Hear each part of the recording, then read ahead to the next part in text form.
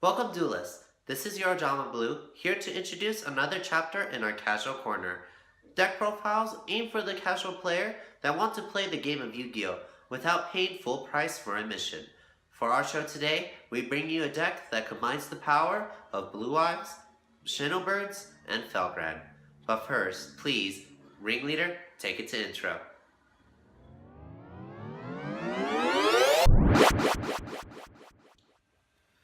Welcome back, ladies and gentlemen, for another entry in our Casual Corner. To refresh the minds of the audience, Casual Corners is a series of videos where we create decks for Yu-Gi-Oh!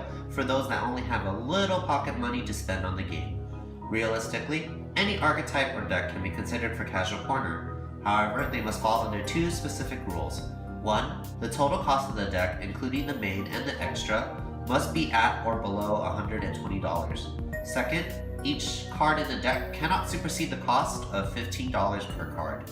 So you won't find cards like Pot of Desires, Dimensional Barrier, or Sage with Eyes of Blue in this Casual Corner deck profile. This is to ensure that the deck is available for anyone of any age. Raging Tempest introduced several new archetypes to Yu-Gi-Oh! And while most people were clamoring about Zodiacs and Wind Witches, I was personally much more excited about Shinobirds, as they shared some of the best qualities I find in cards in Yu-Gi-Oh! In general, such as combining the ritual aspect of the game with spirits, all rolled into a single archetype.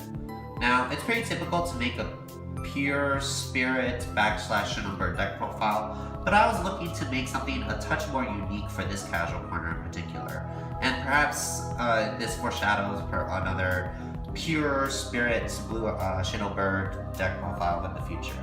But for now, I decided to merge the Blue-Eyes White Dragons with these spiritual avians.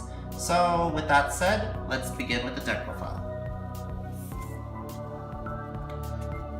To start, I play a total of 10 dragons. I play 3 Blue-Eyes White Dragons, 2 Blue-Eyes Alternative White Dragons, 2 Dragon Spirits of White, and 3 Divine Dragon Lord Felgrand, I believe that's the name. The reason why I play this particular ratio, at least with the Blue-Eyes to Blue-Eyes White Dragon ratio, is because I wanted to mitigate the cost of the deck. So instead of the usual 3:3 ratio, I use instead a 3:2. And it's workable because generally the deck can OTK pretty quickly, so you won't typically go for the long-term game in the first place. I added Felgrand Dragon because of its level and its ability to remove monsters from the field. And in combination with that and the Spirit of White being able to get rid of back row, you can reliably get whichever dragon you need suited for the situation.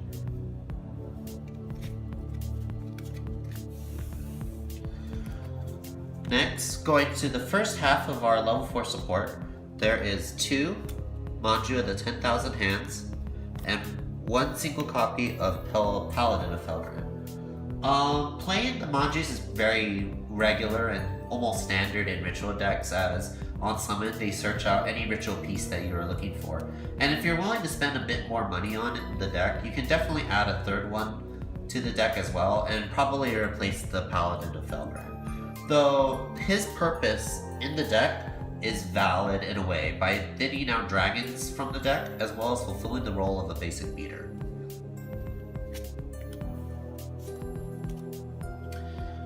The second half of the level 4 support comprises of 2 Shinobird Cranes and 1 Azura Priest.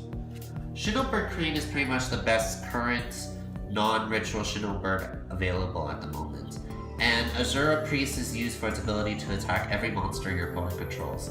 The second group of monsters aren't the ones you want to summon naturally, as cards like Manju take priority instead. But you do aim to summon these cards through the Shinobird ritual effects instead. Normally, spirit monsters cannot be special summoned, but the Shinobird ritual monsters ignore that summoning condition. Therefore, they can easily be special summoned from the deck or hand, depending on which ritual you use. And the reason why I picked these two in particular is because both of these pertain continuous effects that are pretty much the best out of the Spirits lineup, with Azura being able to attack every monster is a continuous effect. And Shinobird Crane, while it's on the field, if you special summon a spirit monster, you can draw one card. So these cards don't require the unsummon normal effects, so to speak, or triggers actually is the right word to use, like all other spirit monsters do. And that concludes this first monster lineup. The next monsters are the Ritual Baron and Baronesses themselves, and which to each I play 2 in the deck. Baron performs non-targeted bouncing of monsters and allows a free special summon of a spirit monster from hand, while Baroness instead shuffles spells and traps back into the deck without targeting, while summoning a spirit monster from the deck instead. So dictation of which one you want to summon is entirely based upon the situation needed. Like all spirit monsters, they return to the hand the turn they are summoned, but instead leave behind 2 level 4 tokens on the field to shield your life points or to be used later on at your discretion, which is always really nice and works with Blue-Eyes well because during your next turn, if they survive on the field, they leave as tribute fodder for either another ritual summon of the Barons and Baronesses or the normal summon of a Blue-Eyes monster from your hand.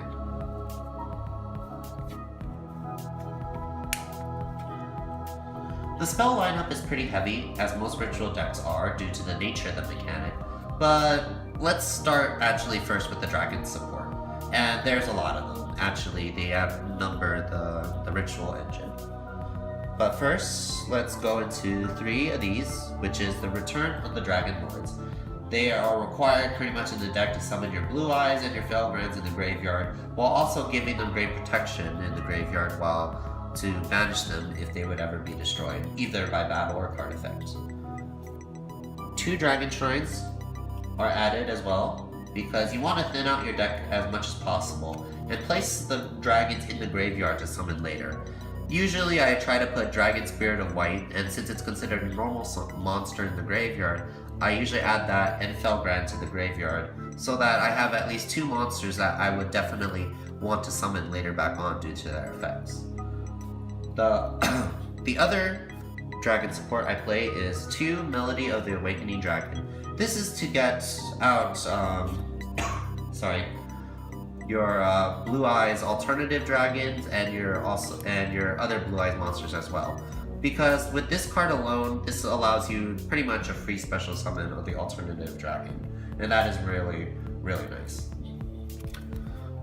Next up, I also play 1 Soul Charge to special summon the monsters from the graveyard as well. It's pretty standard and needed for these kind of decks, so it's pretty usual, I guess, to see. To make up for the consistency in the deck, I play a total of 14 level 8 monsters, so it's only natural that I play 3 trade-ins to help create more consistency for the deck. But that is all the consistency you realistically ever need. Because as long as you have this, and pretty much any level 8s, it really doesn't matter, because you'll just draw into the cards that you'll need. The ritual spell lineup is pretty standard for most decks, which I play 3 Pre-Preparation of Rites, and the 3 Shinobird Callings. The unique aspect of Shinobird Calling is that it allows you to to summon out either the Shinobird Baron or the Baroness, as it contains both of their names. This is not an aspect that we have not, or this is an aspect we haven't seen in a while, and I believe the last dual monsters in the card text for a ritual spell I believe it was called End of the World, which can summon either Ruin, the Queen of Oblivion, or Demise, King of Armageddon. So the pre-preparation of rites works for both and either monster. So pretty much, as long as you have pre-preparation of rites in your hand, you can pretty much search for the ritual monster that you need to adjust to this situation. One of the best parts about this ritual spell in particular is that you can use spirit monsters in the graveyard for a tribute of the ritual summon. So even if you're forced to trade in a Shinobird ritual monster, it's still live tribute fodder. So whenever you would play this, you can banish any of the Shinobaroness or the Shinobaron in your graveyard in order to ritual summon, or pretty much any of the spirit monsters in general. With that finished, let's go on to the trap lineup. The trap lineup is really small, and it only consists of 3 cards, all the same card. The final 3 in the deck is 3 Urgent Ritual Art, which basically, upon activation, mimics a ritual spell in your hand or graveyard by banishing it. The fact that this card can be used on either player's turn makes it particularly potent in this deck, since the rituals in themselves have built-in disruption, and when they are summoned onto the field. You can imagine how your opponents must feel when they create a board of monsters, only to have it suddenly all be returned to the hand with clever usage of this card. And that concludes the main deck.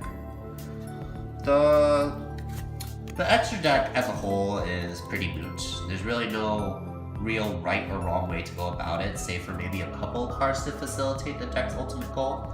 But here are my choices for Casual Corner, and it doesn't require the full 15, and you can put in, honestly, whichever you feel like. For the rank 8s, I play one, I can't even pronounce his name, Agalion, the Sea Castle. I just call him the Sea Castle. Basically, use him for extra deck shenanigans, so to speak, and the fact that it sits on a 3,000 defense is a pretty nice wall in itself. And what's a better wall sorry, I pulled out the wrong card, is Alzai, the Sylvan High Protector. You use him for defensive removal, and you always want to mill the cards in your deck, so you could always call out a wrong name on purpose, send the card to the graveyard, and then activate it or trigger its effect to move a card from the field to the top or bottom of the deck. The last rank 8 I play is number 23, Lancelot, the Dark Knight of the Underworld. You use him for damage and destruction, as well as negation as well, since its mandatory effect usually means that you have to, your opponent has to activate something as bait in order to get rid of it. The rank 4s include, let's actually move this upwards,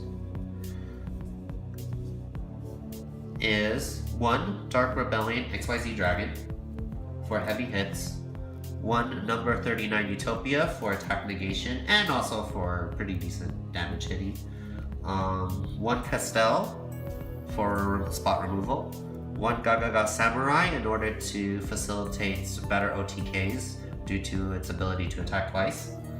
Then I play 1 Fairy Cheer Girl for draw power. Generally it's harder to bring her out as you have to use 2 Manjus for the purpose of the reverse summon, but the extra draw is always nice and you can never really go wrong with it. Second to last I guess I should say, is Abyss Dweller to negate the graveyards. And the final card that I play in the extra deck is Princess Cologne, which is used to not only protect yourself, but when a Blue-Eyes monster or the regular Blue-Eyes monster on your field is destroyed, or by battle or card effect, you can just simply summon another one, it really doesn't matter. So she's a great defensive card for normal play monsters, and a lot of people tend to forget that she, quite frankly, even exists. And that pretty much wraps up the deck profile as a whole.